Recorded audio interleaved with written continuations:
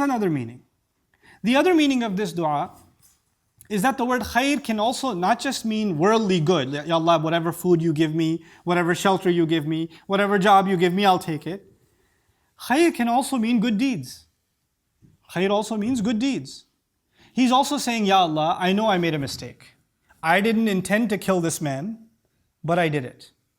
And now as a result, I am in this desperate situation. But I know because I have a sin in my past that is haunting me. Because when you make a mistake like that, you think about the mistake you've made, and if you really have a good heart towards Allah, then you want to make it up to Allah, don't you? You're like, how do I make sure Allah forgave me? And how do I make sure that this debit in my account is credited with some good deeds?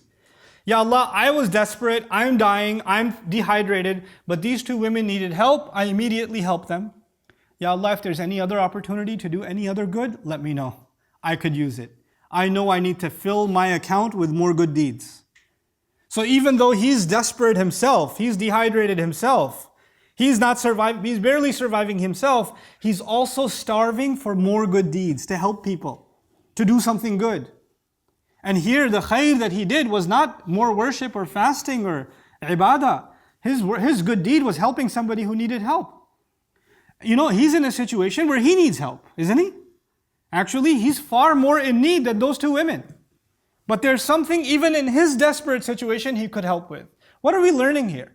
You may have a difficult situation, I may have a difficult situation. But even though we have difficulty from one end, we're still very capable of helping others in other ways. Allah has given us, maybe we're debilitated, incapacitated from one side, but very capable from other sides. And you can still provide help. This is the desperation a slave should have, that whatever you give me, I'll take. I will accept. And so from here, what happens in this remarkable story is a fa. فَجَاءَتْ إِحْدَاهُمَا تَمْشِي عَلَى اسْتِحْيَاءٍ. Quran summarizes the story. These girls received help. So they went back home. When they go back home, their father says, why did you come back home so early? You usually wait until all the men are done, right? How are you home 4 hours early? They said, well, there was this man, he helped us out. Well, what did he say to you? Did he ask for money? Did he ask for any? They said, no, he didn't. He just went, looked like he was making dua or something. So the father says, go get him. What a great guy. I mean, this is a society of terrible men, right? Well, that's already been indicated. So he's a great human being. We should meet him. We should get to know this person. So one of them comes back and then says, my dad's calling you. He wants to pay you. Inna abi yad'uka liyajziyaka ajra ma saqayta lana. My dad is calling you to compensate you for the service you provided us, the animals that you fed for us. Now here's the thing.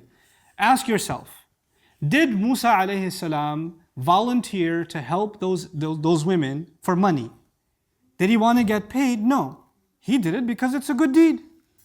He did it, you could say, for the sake of Allah, isn't it? And now one of these girls is coming back and saying, my dad wants to pay you.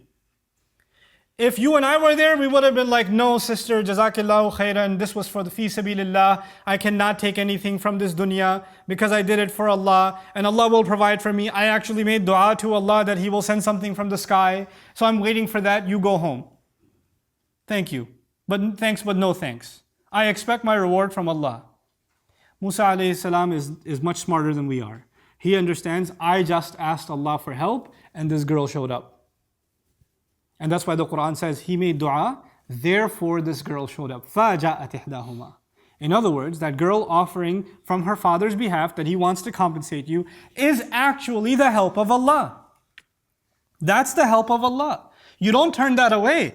He went right away. فَلَمَّا جَاءَهُ. When he got to him, he went to him. And his life completely changed because he took that opportunity.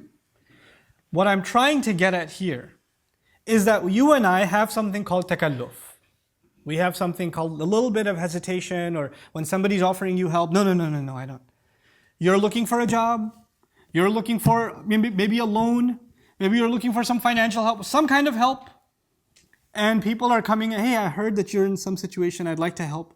No, akhi, I'm okay, alhamdulillah. You're not okay, dude. You didn't go begging.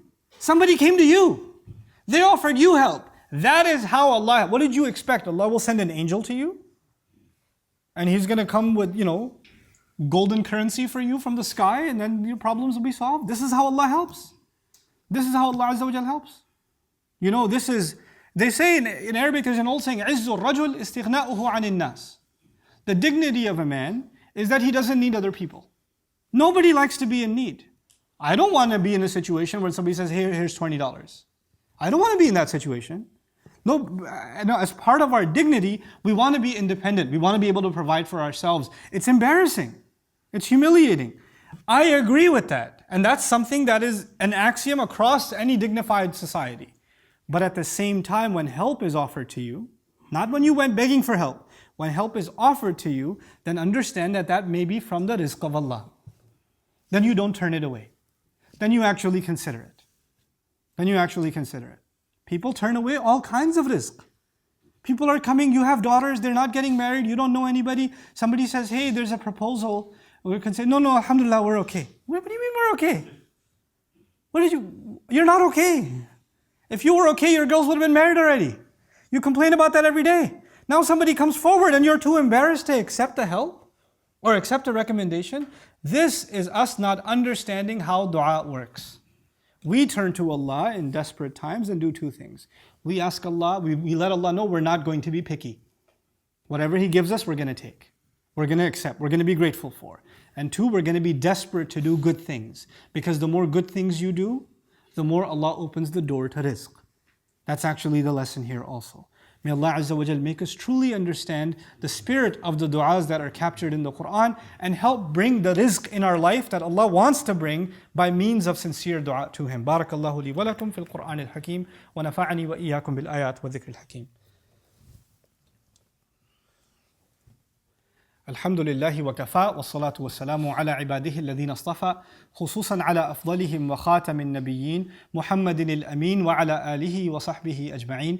يقول الله عز وجل في كتابه الكريم بعد أن أقول أعوذ بالله من الشيطان الرجيم إن الله وملائكته يصلون على النبي يا أيها الذين آمنوا صلوا عليه وسلموا تسليما اللهم صل على محمد وعلى آل محمد كما صليت على إبراهيم وعلى آل إبراهيم في العالمين إنك حميد مجيد اللهم بارك على محمد وعلى آل محمد كما باركت على إبراهيم وعلى آل إبراهيم في العالمين إنك حميد مجيد. عباد الله رحمكم الله اتقوا الله إن الله يأمر بالعدل والإحسان وإيتاء ذي القربى وينهى عن الفحشاء والمنكر ولذكر الله أكبر والله يعلم ما تصنعون. أقم الصلاة إن الصلاة كانت على المؤمنين كتابا موقوتا.